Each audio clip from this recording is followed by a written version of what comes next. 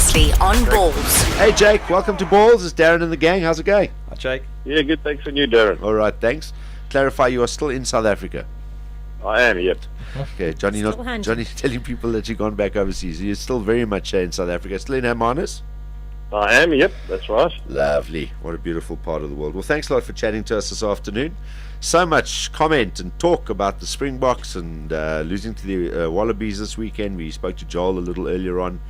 And I mean, I think from most of the people that have been there, done that, it's pretty much the same story about, listen, just hang in a second. We've lost a lot of key players in key positions.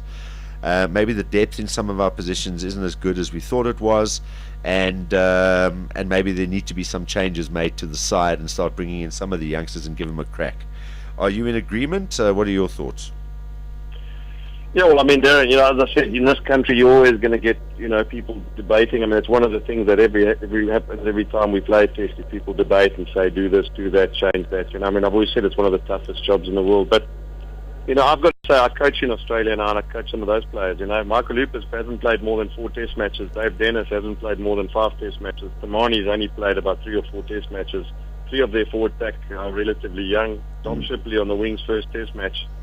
So this thing about we don't have players, I mean, the reality is that, I can tell you that our players are much better and much more depth in our country than there is in Australia. So, I don't think it's as simple as what people are saying is, we've got a young team. I've actually asked one of the chaps in Australia to do a survey for me, and I think we've probably got more test caps than Australia have in our team anyway, So if you take Nathan Sharp out of their team, I mean, they're really, really inexperienced, So, I think they'd be loving the fact that, we're saying that we're not experienced enough. I mean, we got over 400 test caps. So, there was enough there for us to win that game. We were 13-6 up at half-time, and, I don't believe that by changing 1 or 2 players are going to make us play any better. We've got to obviously just make sure the players are there, play to their ability. Yeah.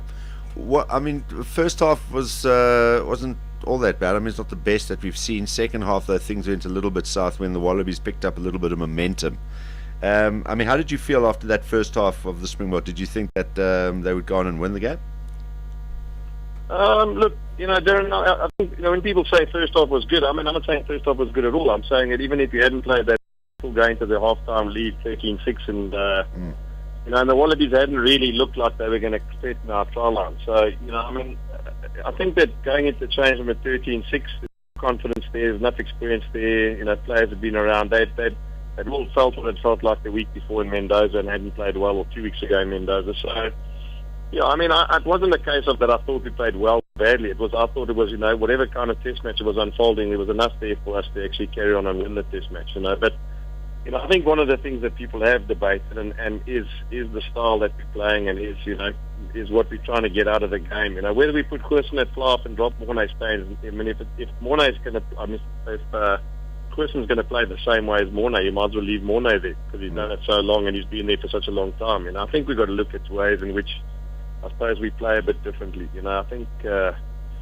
teams have tweaked on to the fact that test level, Darren, you can't just run over people.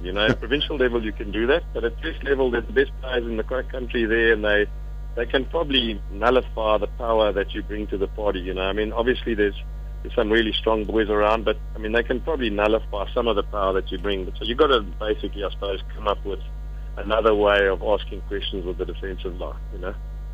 Yeah, and 1 week before an All Blacks test is not necessarily going to just suddenly turn that all around. So, understandably, there are quite a few nervous people about the game this weekend. Before we get to that, though, I just want to ask you, because obviously Heineke found success with that kind of rugby with the Bulls, but I mean that stopped serving the Bulls that well, a few years ago. And these are all players that obviously play Super Rugby as well, who've kind of figured out how to nullify that kind of game. So surely, I mean, this should have been thought about a few years ago, and saying, well, look, these guys all know what kind of rugby this is. We have to start looking at other options.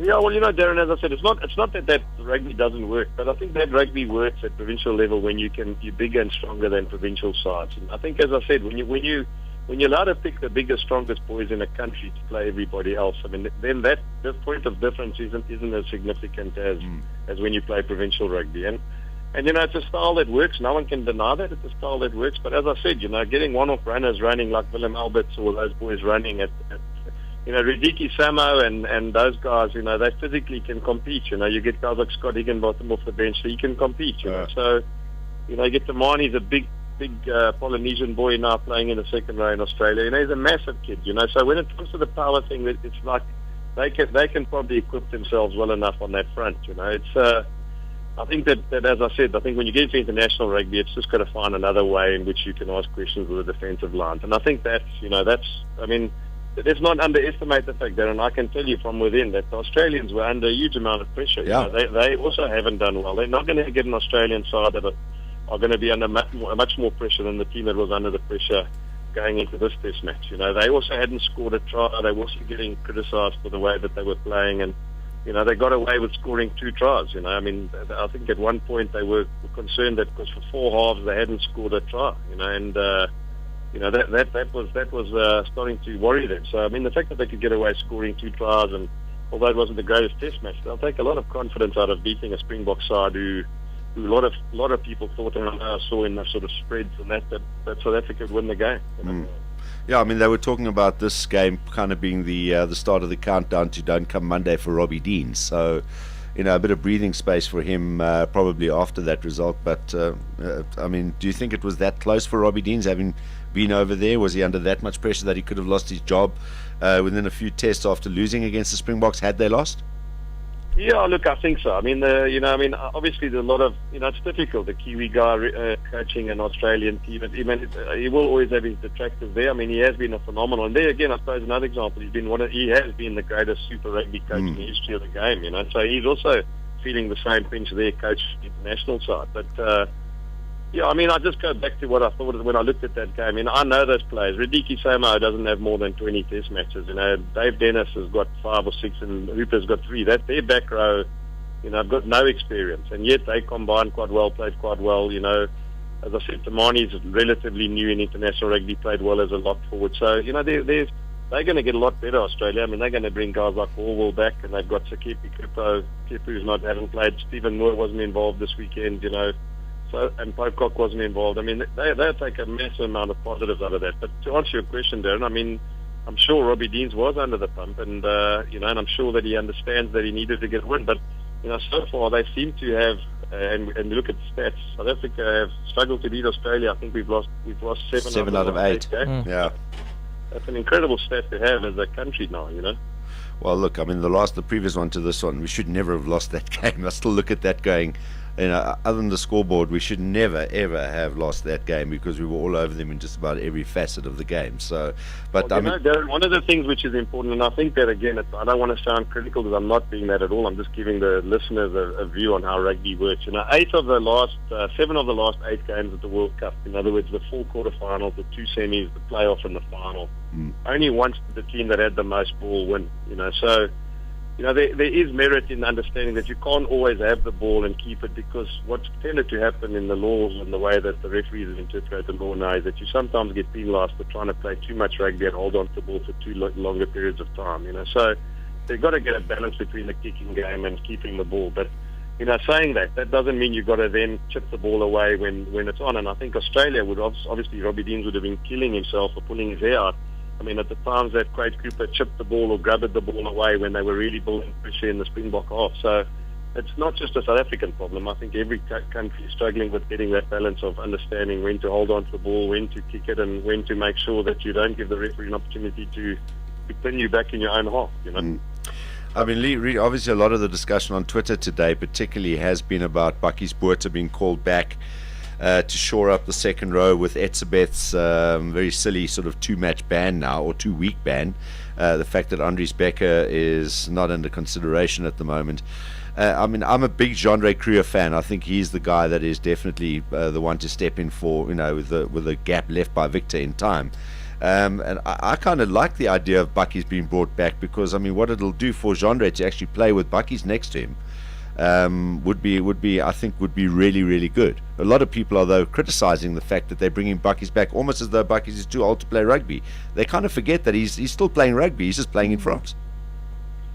Yeah, look, I mean, I obviously the lot of, it's difficult. The Kiwis, they've got a lot of experience. And, I think that again, I don't want to sound critical because I'm not being that at all. I'm just giving the listeners a view on how rugby works. 7 of the last 8 games of the World Cup, only once did the team that had the most ball win. Only once did the team that had the most ball win. So, there is merit in understanding that you can't always have the ball and keep it, because what's tended to happen in the laws and the way that the referees have interpreted the law now is that you sometimes get penalised for trying to play too much rugby and hold on to the ball for too longer periods of time. So it's not just a South African problem. I think every Yeah, look, I mean, again, as I said, in this, you'll always have detractors and you'll always have people debating that. I mean, the other question is, will he start? Now, I've heard that he'll be on the bench, so how much game time will he get with John Kruger, Baron? So, if you use your theory, then it's not a great theory because it's not going to be end up playing with the other guy, and it's a bit like Francois. Francois came and he got there and he helped, but how much help can you do in 20 minutes when you've arrived in the team late? I mean, it's not. As I said, it's not fair on anybody. It's not fair on the team, and I'm supposed not fair on the players to get there and all the expectation people have debating about what role you can play. But I mean, we all know how great the player Bucky is. We know what presence he has, not only in his team but also to the opposition. So, the All Blacks, I'm sure they won't be happy seeing him arrive in New Zealand and knowing that what a sort of aura he has. But I suppose Heineke. I mean, I think what Heineke has realised in a short space of time is that winning is hell of important in this country, and you've got to do whatever you can to make sure you get results. So if it means that Bucky's has got to come from Toulon to get the box to take another step up, well then that'll be a good call. Would you start Goosen now? And I just we've spoken to obviously a few people, and a point was made by Peter de Villiers last week. He brought up the Khafi du Toit issue around, obviously when he had that mirror against Peter de Villiers, the ex-coach, or Peter de Villiers, the forwards coach? We'd never let the forward coach talk about fly halves, Jake. No, Peter, the ex-coach, and he immediately picked up Khafi du Toit and that whole issue and said, no, not the right time to bring in a guy like Goosen. What are your thoughts on bringing him in now? Yeah, look, Darren. I mean, it's such a difficult one. I think that that's always the calls coaches have to make. They make big calls because the reality is, you look at 4 years' time, you've got to bring him as soon as you can. I mean, he is the way forward for South African rugby, and he will be around in 4 years' time. I'm not saying for 1 minute that Morné Steyn won't be part of a 30-man squad in 4 years' time, because we know how much experience means going into World Cups. But if in 4 years' time you see the bigger picture, and the bigger picture includes a guy like Goosen, the more Test rugby he gets, the better. Saying that, then, is it the right time to do it in New Zealand, in Dunedin, when you're playing against the All Black side, number one side in the world? Is that fair on a young boy to then get his first start against them? So there's a lot of factors you've got to take into place. But, I suppose, when you look at the long and short of the story is you've got to win Test matches, and whoever he's got to pick, he's got to make sure he puts a team on the field that's going to get a result. There's nothing worse in this country putting a team on the field and saying, we'll just see how it goes, in the next couple of years, because, the All Blacks would love that. They would love us to put a side together now that knows that if it doesn't win on the weekend, it's not important, because we know what we want in 4 years' time, because they just get another win under their belt. So it's a tough one, but I have no doubt that, Johan Goosen is on everybody's lips, not only in South Africa and Australia and New Zealand. They know what a good player he is and what an impact he had at the Free State Cheetahs. So, sooner rather than later. But I mean, I suppose you've got to be fair to him and decide when it's going to be done. Yeah. Final one, Knox. You were talking about the kind of players that will feature in the box squad in future. What are your thoughts on maybe perhaps looking into bringing Heinrich Persona? Obviously he's tried different combinations and nothing is. Well, I wouldn't say nothing is working, but trying something different, especially from the pressure side and wanting to win, that kind of thing. I just wanted to find out your thoughts on bringing Heinrich Persona maybe into the squad. Well, look, I mean, if you watched Heinrich Persona and what impact he had for the Free State on the weekend, I mean, he was phenomenal. I mean, he makes a hell of a difference to any team. And as you've always known, there's always been this debate about my theory on those sort of players. But I mean, David Pocock's just signed with the Brumbies, and I know what a massive impact he has as David's going to have with our team. So, if you have a guy like Heinrich who's respected by everybody, he does an amazing job on the ball, and there's a lot of talk about the breakdown, and that's one area Heinrich has mentioned that he feels as though they're probably not getting the return that they want to get at the breakdown, whether it's referee interpretations, whether it's Northern Hemisphere or Southern Hemisphere interpretations. He just feels that breakdown time they're not getting the rewards they should. So, I mean, again, and it's simple. If Heinrich's part of the plans and Heineke believes that he's going to be in his squad for a few years, you've got to get him in. If you're not going to pick him going forward, there's no use making him play now, because all you're doing is you're closing opportunities for players you want to use in the years to come. Jake, I mean, it's where we now. We September. Yeah. Do you think you've got enough time to get David to come in through the gate before the Super Rugby starts next season? Yeah, well, I mean, I'm joking. He's never been coached, so we'll coach him now. It's a hell of an acquisition, by the way. Geez, so you must be really excited about having a player like that. I tell you, my friend, he gets a lot of criticism for the way he plays, but in all the time I've had with him now, and it hasn't been a lot, he's an unbelievable professional player. He's bought his own machine now to sort out his leg. He's moved, as I'm speaking now, literally moving in the next day or two to Canberra so he can get his rehab working. I mean, he's going to be not only on the field, Darren, I can tell you off the field, he's going to be an unbelievable role model for some of these young Brumby boys to see what it's like to be a professional player. A bit like Monty used to be when he was at the box. Yeah. Another one, we haven't had a chance to talk to you since then, but am I right, against the All Blacks, Stephen Moore became the most capped hooker of all time for the Wallabies? Well, in fact, what actually happened, Darren, he was about to break Jeremy Paul's record on Saturday, and then he tore his hammy. I mean, he tweaked his hammy, so he hasn't got on the field. He hasn't done it yet. With Jeremy Paul, but yeah, I'm sure that in the next couple of weeks he'll become the most capped Wallaby hooker of all time, which is a phenomenal record. I suppose, especially in that position where you can get so many injuries, to get a hooker play over 70 times for your country is a phenomenal achievement. Absolutely fantastic. Jake, thanks a lot for joining us this afternoon. Once again, it's we're getting some really, really good perspective on the Springboks performance, and the nice thing, the one thing I've sort of from last week and this week, through everyone that's talking, as I say, the guys that have been there, done that in the various parts of either playing for the Springboks or coaching the Springboks, the thread's actually very much the same, and I'm hoping people are picking that up. And I'm sure that we'll probably get a different perspective from Campo a little later on, because I think he's going to bag on the Aussies anyway. I think he might be a little disappointed that Robbie Deans might have got a couple of extra games, but that's Campo. But we appreciate your thoughts and your insights. Thanks a lot again. No, it's a pleasure, Darren. Cheers. We'll speak soon. Chat to you later. Cheers, Jake. Cheers, Jake. There we go. Jake White talking to us from Hermanus, where he's still on holiday. 2